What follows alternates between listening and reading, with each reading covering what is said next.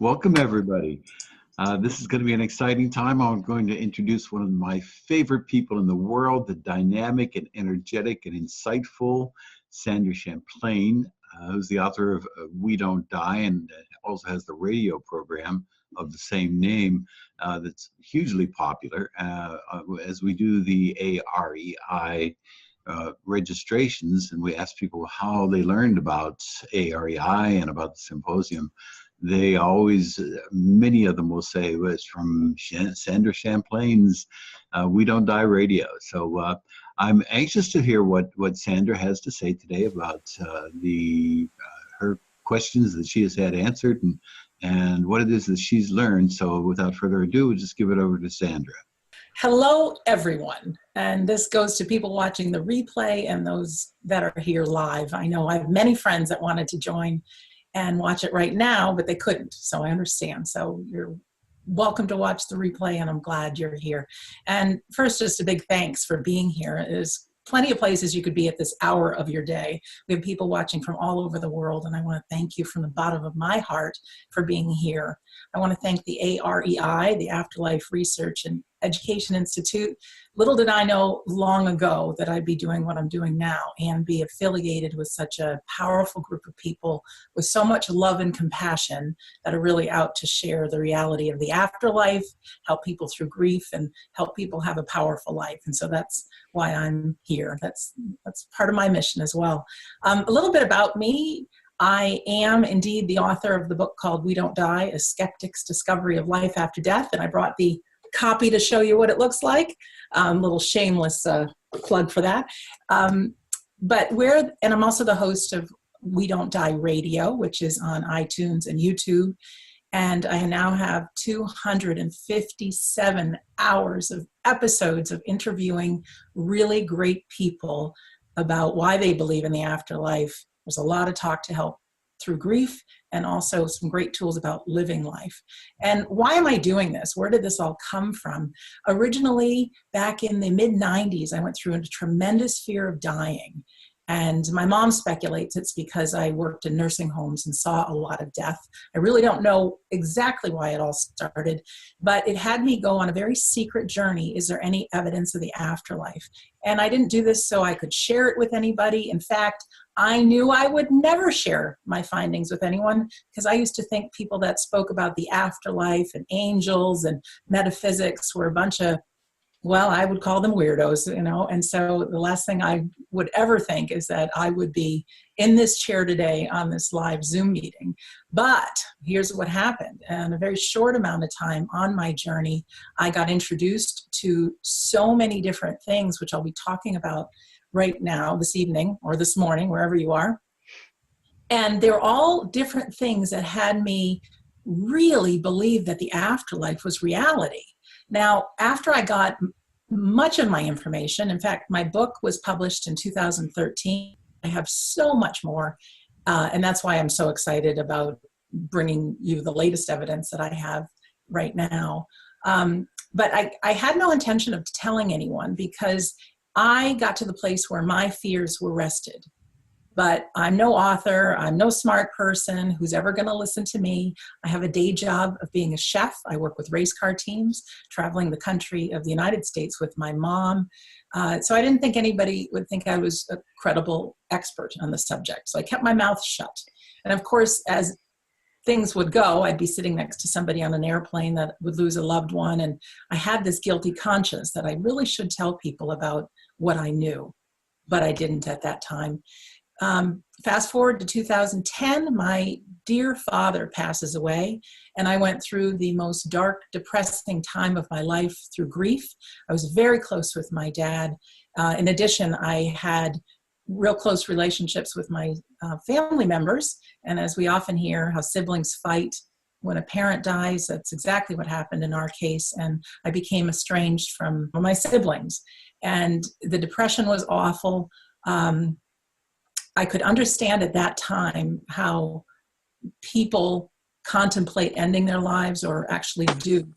Grief does cause quite a bit of suicide, but something unpredictable happened. Out of the blue, all of a sudden I got this idea to study grief. And I don't know where this idea came from, but it gave me direction. I wanted to know questions. Why does grief have to hurt so bad? What is grief? And I ended up finding these things about chemical changes in the brain, and this whole world opened up to me, and also some things to help ease pain.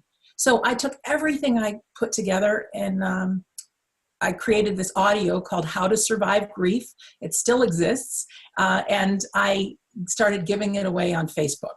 And in a matter of just 3 months after my dad died, over 3,000 people had heard it. And long story short, people started writing me that they chose not to commit suicide because of my words. My words, I wasn't talking about life after death. I was just talking about grief.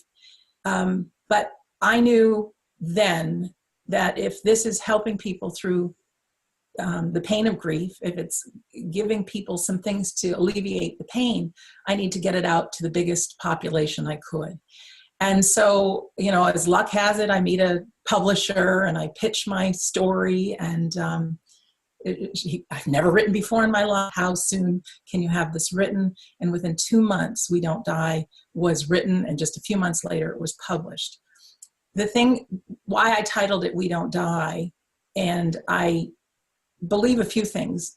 Number one, I wanted to get that grief information to as many people as possible. But number two, most people aren't looking for a grief book when they lose a loved one. But I knew I wasn't alone on this search. Is there any proof of the afterlife? So I had to have a good talk with myself and say, Sandra, be brave. Share what you know about the afterlife. Title it We Don't Die. I deliver upon that. I slide in a chapter that is about grief.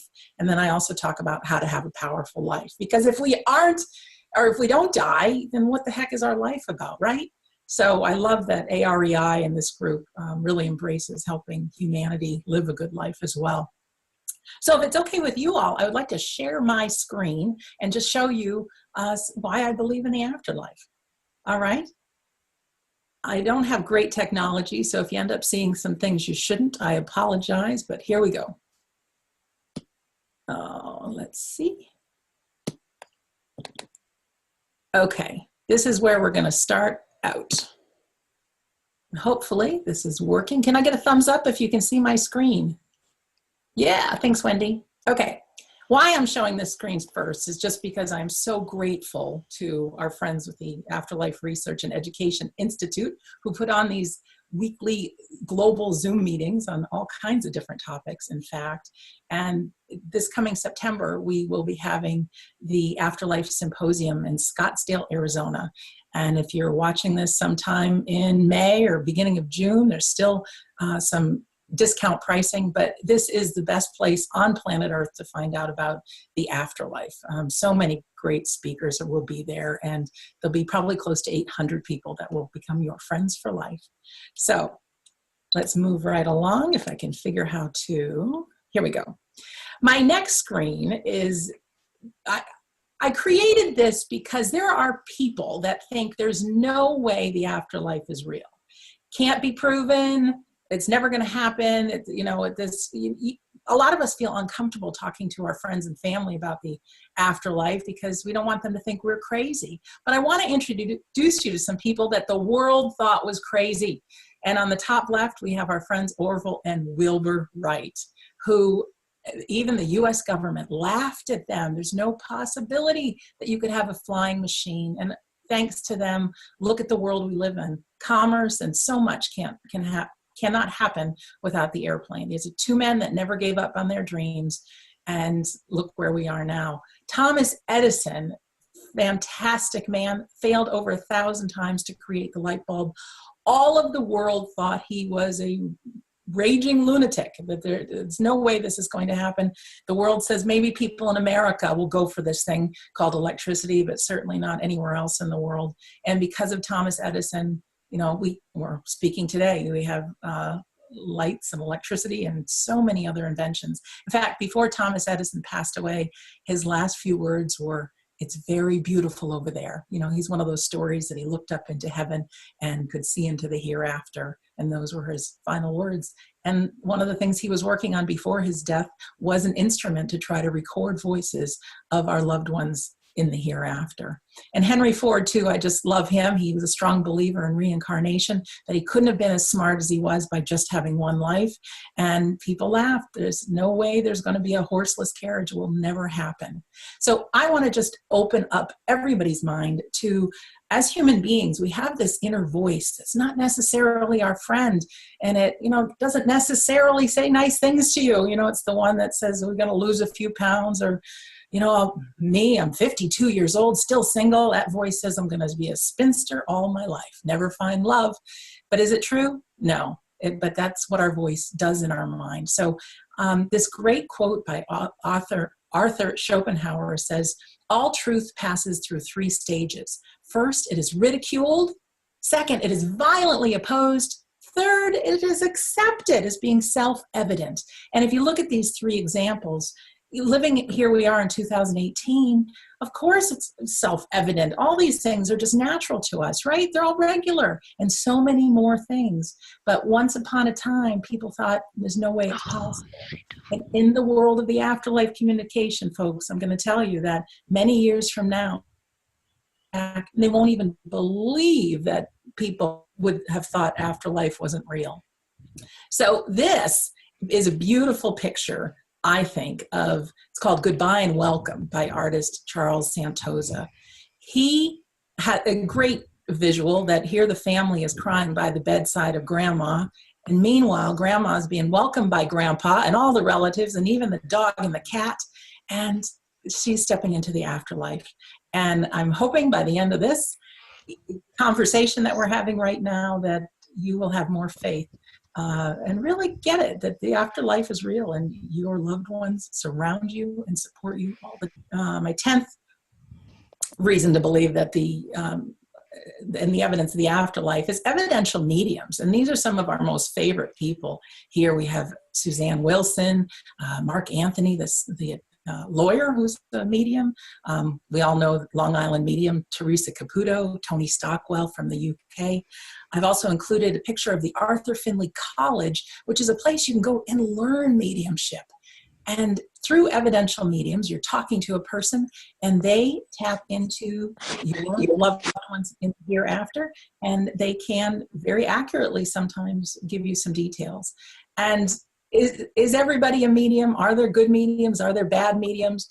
Unfortunately, there are people and courses that you can take for just 2 days and you can get certified as a medium. And unfortunately, a lot of those mass-produced people might not be the best people to visit. So if you're looking for a medium, you always want to go by a good recommendation of someone who's had one before. Now, on top, there's the Spiritualist National Union, snui.org.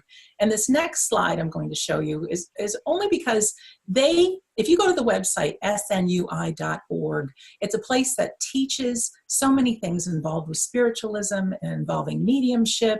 There's practice demonstrations that you can be part of an audience and mediums will demonstrate. A couple of times a week, they have online spiritual services where in spiritualism, at the end of every service, there are mediums that do readings on the audience. And why I'm so passionate about this is it's only 21 British pounds a year to join, and 28 US dollars to join for a year. And many of us live where we can't physically go to meet up with people.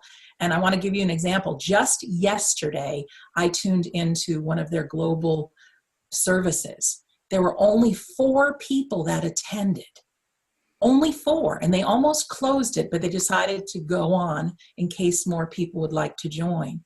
And at the end of the service, the medium will start saying who's in the room. And she identified my dad as to what he looked like, where the pain was within him, some other details very specific to my father. And day before yesterday, I was out mowing my lawn. I really didn't want to. And then I found this old pair of those garden shears, you know what those are, those really old things. And I was trimming around the edges of the lawn. I'd never done that before. And didn't this medium say yesterday that she's seeing a garden and a lawn being mowed and this pair of old clippers. And this was coming through from my father. And there's no way that this medium who was in another country could have identified that. And I got a very close personal message from my father. So I can't recommend this enough. The price is cheap, and yeah, it's really a great resource for getting a reading. Number 9, I have deathbed visitations. And we've heard this so many times. Just before someone passes away, they could get a boost of energy and, look over the loved one's shoulders and be seeing into heaven. Steve Jobs, famous for Apple computers, his last few words were, "Oh, wow, oh, wow, oh, wow." And Martha Atkins, she's going to be a guest on my show in the upcoming future. She's got a brilliant TED Talk, and she's actually done research on this and has written a book about it. And one of my favorite stories was a young boy who was in hospice, and just before he passed away, he was telling his family and the nurse in the room that he was playing with 3 boys, and he gave the first name of 3 young boys.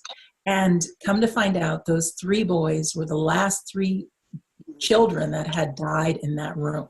So they were there helping bring him into heaven. So deathbed visitations are just fantastic. Induced after death communication and grief reattachment therapy. You recognize somebody who's on our Zoom meeting right now, Craig Hogan. There's a great thing about getting into a quiet mental state and with a certain procedure, being able to tap in and reconnect with our loved ones. Craig Hogan's got a wonderful self-guided one that we can share a little bit. Botkin and Rochelle Wright are absolutely brilliant. They take people that are heavily grieving and they can put them in a state, and it has over a 90% success rate of connecting them with their loved ones. And as far out and futuristic as that may sound, it's very real, and there's lots of great testimonials. If we had more time, we can discuss this, but I have interviewed all 3 of these people on We Don't Die Radio. So if you go to wedon'tdieradio.com and check out Rochelle Wright, Alan Botkin, and Craig Hogan, you can hear more about this whole procedure, but it is miraculous. I'm including just 2 examples right here. I had the privilege of talking to Susan Messino, who's a mom, who told me the story of her young son. From the very earliest times he could talk, he was having these nightmares about going down on a ship. And as soon as he could start drawing, he started drawing pictures like you see here. Now that picture looks very close to the Titanic. In fact, the older he got, the more drawings were more specific. He could actually draw the layout of like the floor plan of the Titanic. And you can see that there's only smoke coming out of 3 out of the 4 smokestacks he would ever draw having smoke coming out of them, not the 4th. And when she asked her son, he says, well, we built the ship that way because it had to look, well, sure enough, Titanic, only 3 stacks worked and 1 was a dummy stack. So very interesting. And many people know about James Leininger, who was a little boy who always told these stories about being in the South Pacific. And sure enough, they found a man named James Houston who he had the exact story. This young James had his memories. In fact, he would talk about his friends who were all proven to exist. He would talk about his sister Anne, and you'll see that young James is actually being reunited with James Houston's sister Anne. So I just think I can't get enough of reincarnation stories, and there's so much out there about reincarnation. Electronic voice phenomena, very near and dear to my heart, as I am someone who getting my first EVP was what gave me the confidence that I could share. And I had gone on a retreat and learned about recording what's called white noise. And in this case, I used raindrops in the background. And this was a course I had taken from Tom and Lisa Butler, who have written the book, There Is No Death and There Are No Dead. And on my recorder, I recorded for a minute the sound of rain. And I had first asked my loved ones if they're really there. And if I'm really meant to help the world believe in the afterlife, I need them to talk loud, and then I'll say good night. And what you hear on my recording is a man saying, good night, Sandra. And then you hear 2 women's voices going, good night, and then a man's voice saying, good night. And it sounded like rather computery, because I hear they use the sounds that are inside the recorder But that moment changed my life. I went on to record hundreds of these EVPs. And now somebody who's going to be at the symposium in September is Dr. Sherry Pearl, who teaches us how to do that. And it's just magnificent, the work she's doing. I've interviewed her a couple of times. I've interviewed Tom Butler. I've interviewed people talking about this soul phone. And there's a lot of excitement that someday, and it is coming, we will be able to use our technology, and I believe to be able to text our loved ones and record their voices. And it's coming. I don't know when, but it's coming. And just know that there is science and technology working on this today. Visual instrumental, I spelled instrumental wrong, transcommunication. This is using video and different things to capture our loved ones. And I'm so privileged that at our symposium, Sonia Rinaldi is going to be our keynote speaker. Now, she has recorded many voices of children, actually, and played them for parents. And has only given it away. I mean, a pure earth angel, but she's also involved in video technology. And she was explaining bubble wrap. And you can see this Tia Luisa, and she would actually put a piece of this bubble wrap just in front of the face of the woman, who remains the same in the three images. And as she's filming it, the image would change to the person's loved one. So how that happens is just another miraculous thing that our friends in the afterlife are learning to do, but they're able to put their faces now on these recordings. In the top right, you can see George Meek, who was an ITC, instrumental transcommunication researcher before his death. And you'll see the Orion Silver Star name there. What was being filmed was actually a bowl of water, and it was being rattled around, and the face appeared in the recording. Macy, who actually can take pictures of people as they live, and their loved ones' faces appear through them. And I would have thought that was a little bit of a hocus pocus, but I saw him live, and I actually sat next to a woman who, when she received her Polaroid image of herself, she had a long, skinny face, and she had her mouth shut, and what appeared over hers was a picture of her daughter with a big smile, big round face, big hair, and it was beautiful. This woman didn't know if her daughter had jumped off a building, committing suicide, was pushed off, and all the heartache ended when she realized her daughter lived on. And anyways, terrific. Spirit artists are phenomenal. Reverend Rita Berkowitz is someone who is in Massachusetts. She's now recently retired, but I had a session with her, and she brought my grandmother through and my father, told me who they were, doing an evidential reading, and then she sketches pictures. And these are just some examples that she has on her website, which is thespiritartist.com. Sandy Ingham is the #1 top radio show I have, that I got the goosebumps the most amount of times with her evidence of afterlife. It's a show worth listening to. She does the same thing. She, in fact, she works with some mediums who are on stage, and as they're doing the reading on a person, she is drawing the picture of who she sees. And she goes into trance doing this, and she's not aware what's happening, and her hand moves, and it's brilliant. Near-death experiences are always a favorite of so many. I mean, there are millions of recorded stories that are so similar just before, after people have flatlined on the table. Some of my most favorites, Anita Morjani, dying to be me. She had a full physical healing after she was on her deathbed with cancer, filled with cancer. Her cancer turned around, she became healthy, and I don't know if it's 10 or 15 years later, she is talking about the reality of the afterlife. Nancy Rhines, a scientist, an atheist, former, and I interviewed her. She's got a great story. Dr. Raj Parti was someone who didn't believe either, and I'm so grateful I could interview him and just talk about how his life turned around because of having his near-death experience. Dr. Raymond Moody is the person who first coined the term, and I'm including a picture of Ken Ring there on the bottom because so many people think it's just our brain shutting down. right? You've probably heard that. Ken Ring went one step further and only studied the near-death experiences of people who were blind.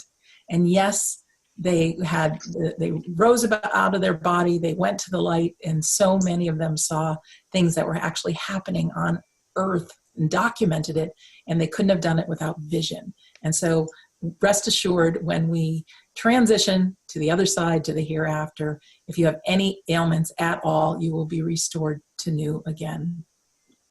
Trance mediumship is one of my all-time favorites. In fact, on June 9th, I'm going over to the Arthur Finley College and taking a course. And this is where we can close our eyes. We can get into an altered state, connecting with our own soul, with deceased loved ones, and see what happens. People are known to write and have documented people who have actually lived on Earth. You know, people have written letters to loved ones and beautiful things. Mark Bedwood is a friend of mine who was in my last class, and he actually does a trance demonstration on one of my episodes, that his call him guide or friend or control actually speaks through him, a Chinese man. And why I'm including the picture from the movie Ghost is there is a form of trance mediumship that, do you remember when Patrick Swayze stepped into Whoopi Goldberg and could deliver a message to the wife, Demi Moore? Well, I've actually witnessed, and this is rare, but it is possible for some trance mediums to actually allow someone's loved one to step in them and be able to speak to them. Now, the voice will still be the medium's voice, but I tell you, one of the things I'm committed to is helping mediums become trance mediums and be able to offer this to clients. I've seen it. It's incredible. And then Jose Madrado is a pretty famous artist. He will go into trance, and very often with his eyes closed, artists from the spirit world can use his hands and create works of art. So you can see all the different images below. He's got just probably thousands of paintings, and they're all done in the style of those artists who once lived. Pretty amazing.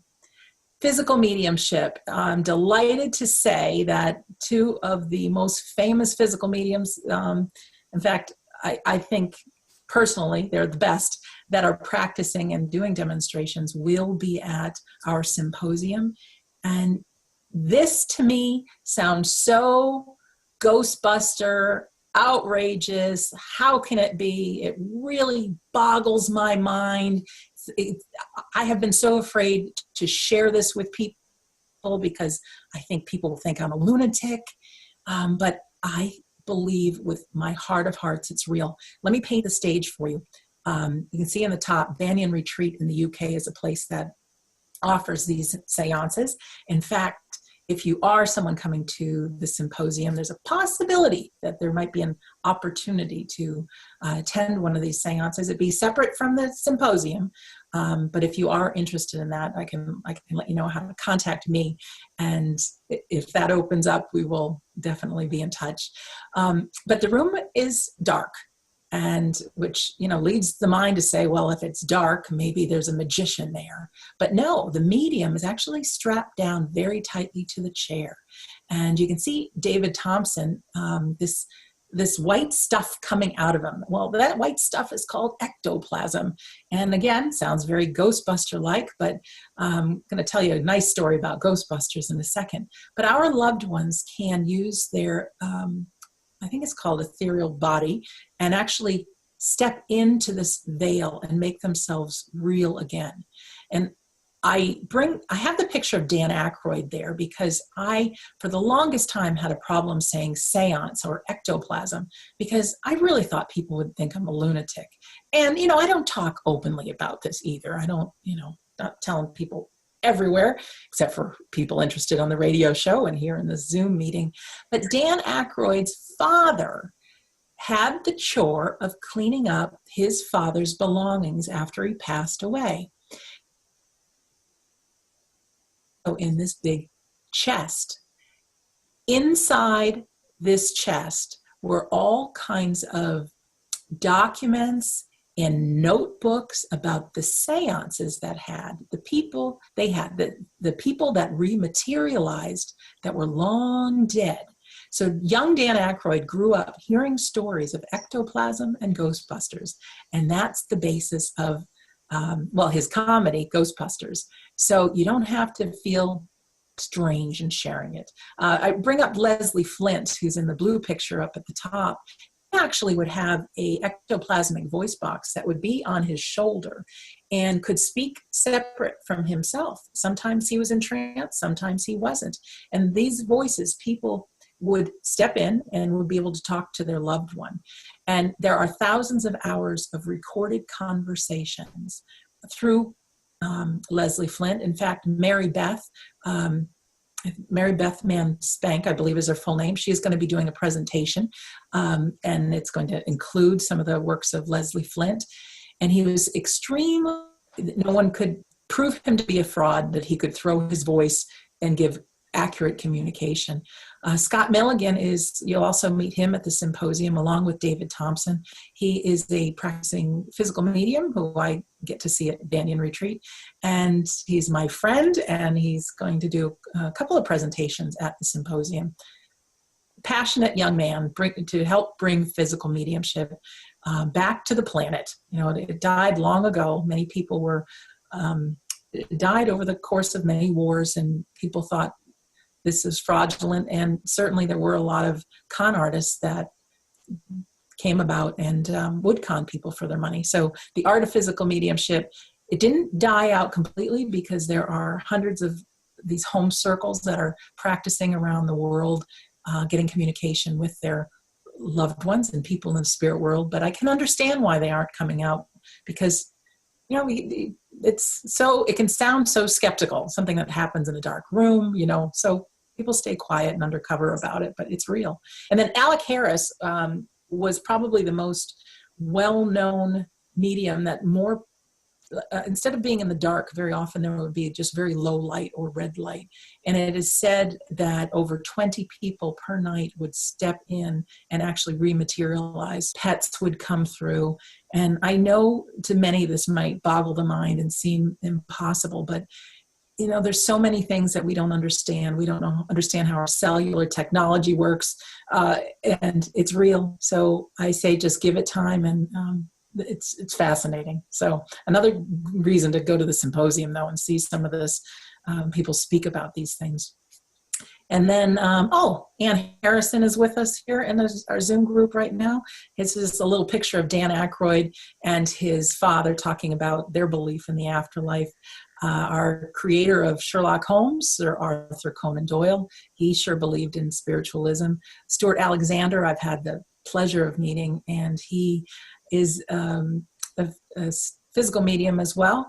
Doesn't practice all that often, but he has a wonderful book and wonderful stories. And then our friend Ann Harrison, who is on the call, she herself has written a beautiful book. She runs Saturday Night Press. Her husband had written this book, his name was Tom Harrison, Life After Death, Living Proof. Phenomenal book that is an ectoplasmic person. I believe it's on ag coming through. Ann will tell us to be sure. But it's just fantastic. Can you get my excitement? I think so. So just to close this out a little bit, Carl Jung had this great quote: "I shall not commit the fashionable stupidity of regarding everything I cannot explain as fraud." And I know it's a human tendency to not believe in things, but think about those people that didn't believe in the airplane or electric light or the automobile. You don't have to tell anybody you're interested in this afterlife, but I want to tell you, if you are, be part of the AREI. If you can, come to the symposium, do so. Get together on these Zoom meetings with these like-minded people, because believing the afterlife, it transforms your life. I mean, I am living the best life, and none of this would have happened if my dad didn't die the way he did, and if I didn't go on this adventure. So many people to this conversation are grieving. And I know of this pine cone. And bear with me here, but this serotinous pine cone is one that it requires extreme heat from a mighty blaze for it to open and for it to grow. for the seedlings of these pine trees to grow. So I had this thought that grief is the most painful thing that we human beings are going to have to deal with, I believe. And it has the power to destroy us or transform us. And so many that I've met have told me that it was in the hardest times in our life, that actually got all of us on our spiritual journey. So if you are going through a time that a loved one has passed, first of all, I give you everything I've got to help you through the pain and help you believe that your loved one's around. But I also think you're open for a wonderful adventure in the future as to find out who you really are and find out the miracles that are part of life and find your own spirituality. So, oh yeah, our sincere wish, this is all I believe, is for you to allow your grief to set you on a journey of self-discovery, a journey where you'll know that you're an eternal soul having a human experience, that your loved ones invisibly surround you and cheer you on, and that you are dearly loved. So great resources on the replay of this, which everyone will be able to find in about, I don't know, several days or so. You can go to victorzamet.com/Zoom. All the upcoming Zoom meetings are there, and then there'll also be a replay of this one. So you'll be able to replay and get to some of these, find out more about some of these things that I talked about tonight. I do definitely, let me get out of stop sharing. I definitely want to give you the gift of, if you go to my website, which is WeDon'tDieRadio.com, there'll be a few freebies that pop up if you join what I call the Insiders Club. And it's a free copy of my book in PDF file of We Don't Die, A Skeptic's Discovery of Life After Death, although it says it's only a few chapters, the whole book, but also that healing audio of how to survive grief. And I actually created, before I created this PowerPoint, something called Sandra's 19 Reasons to Believe in the Afterlife, because there's actually some more things. So I have that available to you as well. Sandra, thank you, thank you, thank you. That was wonderful, as always. Enjoyed having you and always look forward to speaking with you. And we got lots to do in the future, so we're just going to keep up this dialogue. This is only one little speck of dust in this huge mound that we're building that is going to eventually have an effect on humankind. So thank you, thank you, thank you. Yeah. You're welcome. And I'm your partner for eternity. I recognize that this is the group that will change the conversation on planet Earth. And there's no place else I'd rather be than a part of it. So thank you for allowing me the privilege to be part of AREI.